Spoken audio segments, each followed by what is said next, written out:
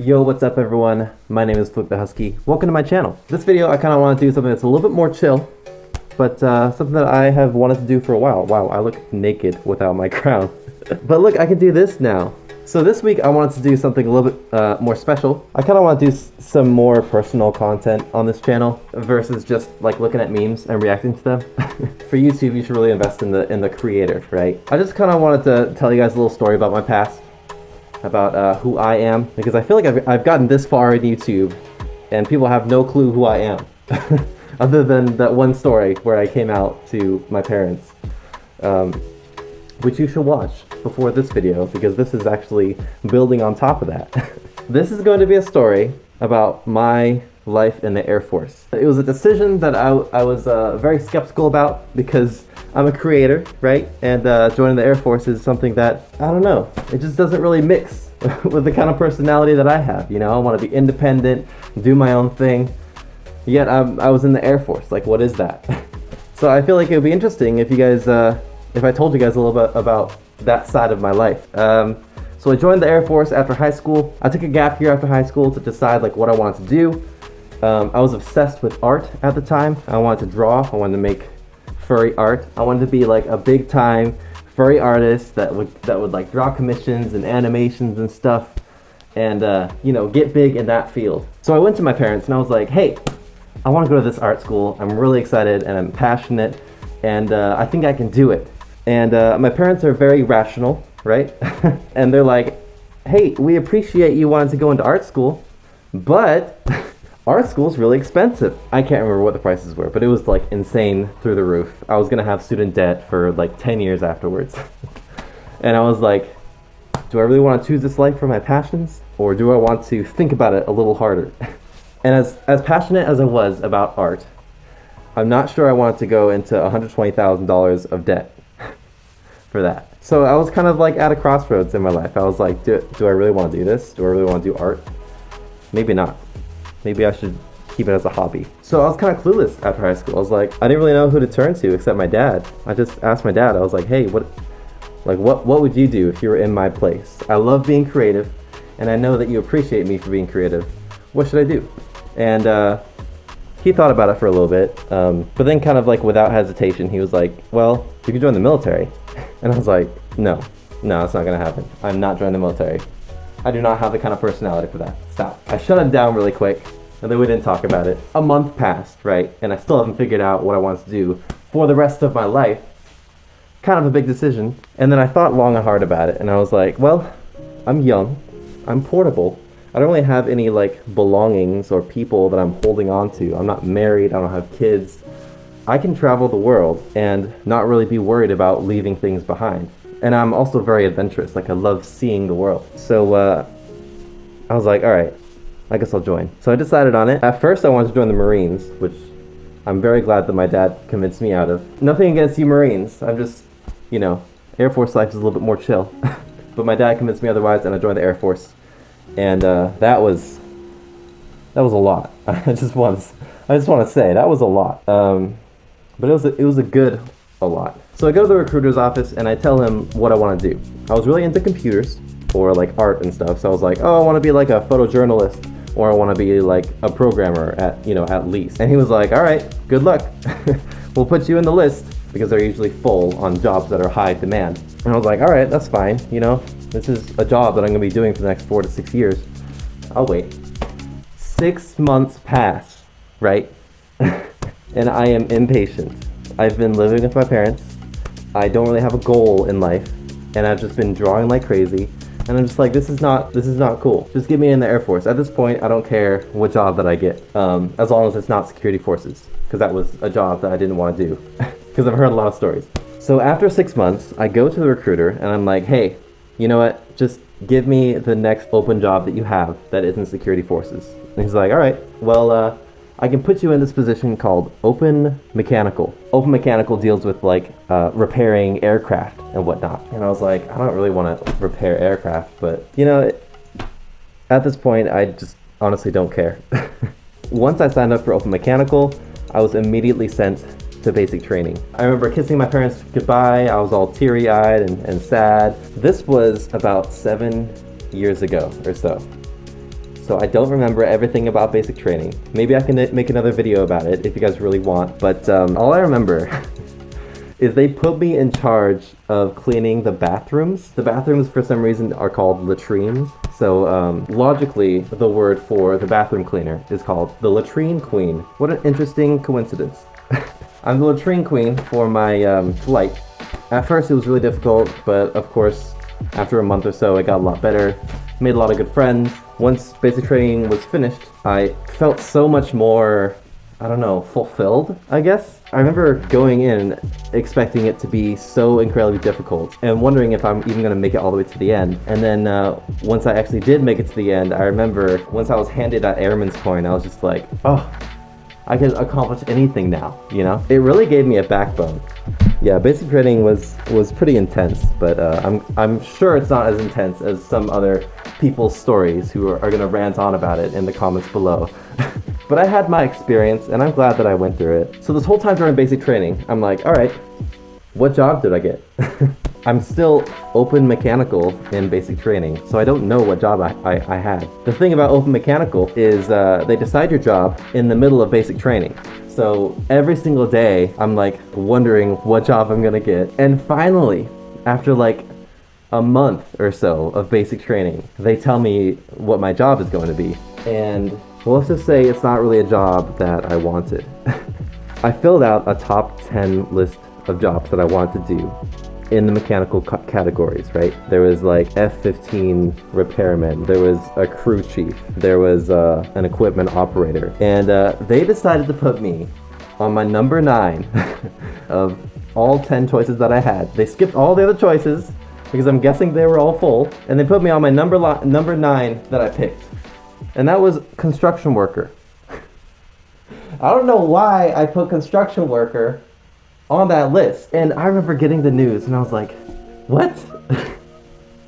Construction, wait, you want me, an artist, gay boy, artist, dude, to be a construction worker? And I remember phoning my parents, because you can like call someone a month into basic training. I remember calling them. I told them what my job is and they were really excited. They're like, all right, what kind of job are you gonna get? What kind of job? And I was like, construction worker? And they're like, what? I was like, yeah, I'm gonna be a construction worker for 4 years. And they're like, oh, at least it's a job. That's what you wanted, right? And I was like, yep, that's what I wanted. So that was the beginning of being a construction worker for the Air Force for 4 years, man. 4 years. Now, I know a lot of you think that being in the Air Force means that you fly jets. No, not entirely. A lot of the people who fly the jets are the officers, but we do a lot of other stuff too. The Air Force is a fully functioning thing, you know? I was the guy that cleaned up after everybody's messes. That was me. That was my job. So I graduate from basic training, and the thing about the Air Force is they don't really tell you like where you're gonna go next or what you're gonna do next. They're just like, all right, trainee Fluke, this is what you're gonna be doing. Go ahead and go there, like right now. It's a lot of hurry up and wait, right? So I don't know where I'm gonna be stationed. Like I don't know where I'm gonna live for the next 4 years doing this construction worker job. I graduate basic training, and then after basic training, you have to go to tech school, which is where you learn to do your job, basically. So I go through tech school, still wondering where the heck I'm gonna be stationed. And I hear from everybody else, they're like, oh, you're gonna hear where you're stationed, like, I don't know, halfway through tech school, or like the first week of tech school, or whatever. It's basically any time in tech school. So I'm just like, great, yep. Well, hopefully I'll get like California or something, because I've always wanted to live there. I get my orders, right? I'm so excited. It's been weeks. It's been like, I think it's been a month of me just like sitting at the edge of my seat waiting for these orders. So I finally get them. I look at them and it says SD. I'm like, SD. San Diego. I'm gonna be going to San Diego. Oh my God. I'm so excited. Finally, I get to live in California, my dream. Check it out, I'm gonna live in San Diego. And my friend, he looks at the paper and he's like, yeah bro, that's not San Diego. That's South Dakota. And I'm just like, dude, can I have one thing go right in my career, please? One thing! So here I am, gay artist boy, struggling with his identity, wanting to just live in California, live it up, meet a boy, settle down, get a dog, you know, enjoy life, assigned a construction worker job in the middle of nowhere for the next 4 years. I was a little bit sad, to say the least, I think. I'm a very optimistic person, but when I read that, when I saw South Dakota, I was just like, no. There's gotta be a way that I can switch my orders with somebody else. Which there were ways that you could do it, but I couldn't find someone to switch my orders with. I feel like I really got a backbone from basic training, because once I heard that news, I was like, well, what else is new? Let's do it. Let's go. So I was sad, but I was bracing myself, you know? I was ready for a career of spontaneity. So my parents drive my car to the state that my tech school is in. I get in my car, I drive to South Dakota. I remember how free I felt, because I think that was the most independent that I have ever felt, driving to South Dakota. It's not necessarily what I wanted, but I think at that point I was just like, you know, I can't really do anything about this. I have to make the best of every situation, or else it's not gonna end well for me. You know, in the Air Force, you meet a lot of people that are kind of fighting the way that their career is going, and they're just not happy with it, you know? Like, they're arguing with their bosses, they're getting DUIs, drinking and driving and stuff, and they're getting, like, punished, right?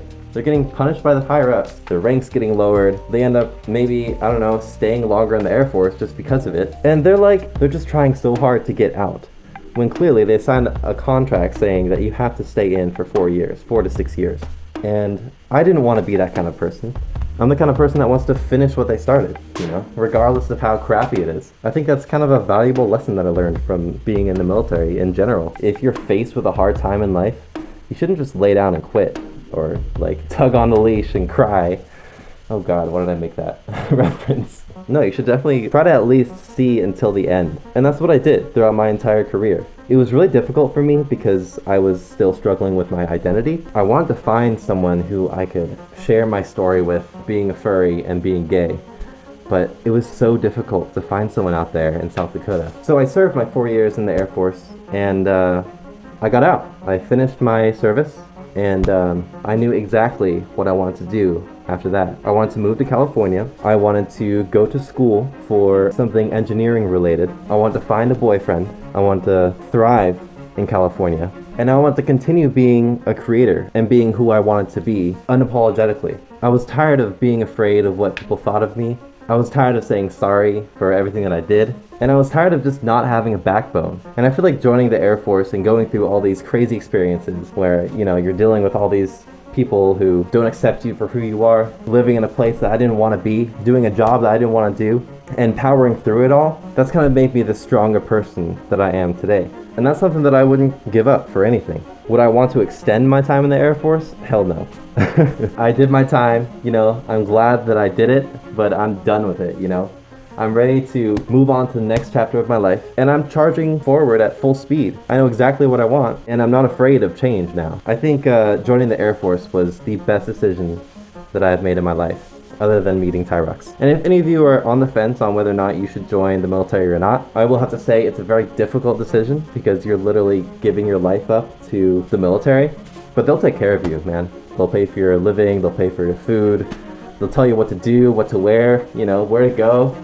It is kind of hard to be independent when you have these people telling you what to do. But I've learned so many lessons from being in the Air Force. And I've made so many good friends. And I've had so many good experiences that I don't think it's something that I would say that I regret.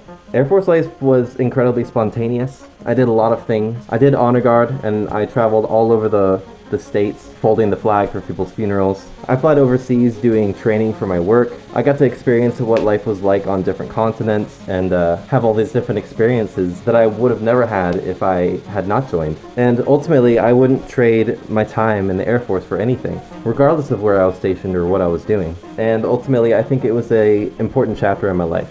But yeah, I think that's all that I had to say about that. Thank you, patrons, for voting on this subject for the video. I'm really thankful that you guys picked that subject, because I think it's important that my viewers know who I am, like, as a person. Like I said, if your viewers don't know who you are as a person, then they're just watching you for, I don't know, for your fursuit, I guess. If you would like to vote on what video I should do next, go ahead and visit my Patreon. I hope the story was interesting to you. I know it's very different. And this doesn't apply to only people in the military. I feel like it's just a general life lesson to not give up in times of stress, especially like times like this. You know, try to find the silver lining and always bloom where you're planted. That's a line that my dad likes to say. But yeah, if you like what you saw, leave a comment below and let me know if you want to see more videos like this where it's a little bit more personal. Merch is officially out, so go ahead and check that out. And if you haven't already, go ahead and hit the subscribe button so you can see more content from me in the future. Thank you guys so much for taking the time to listen to me rant about my past. And I will see you guys next week. Bye bye.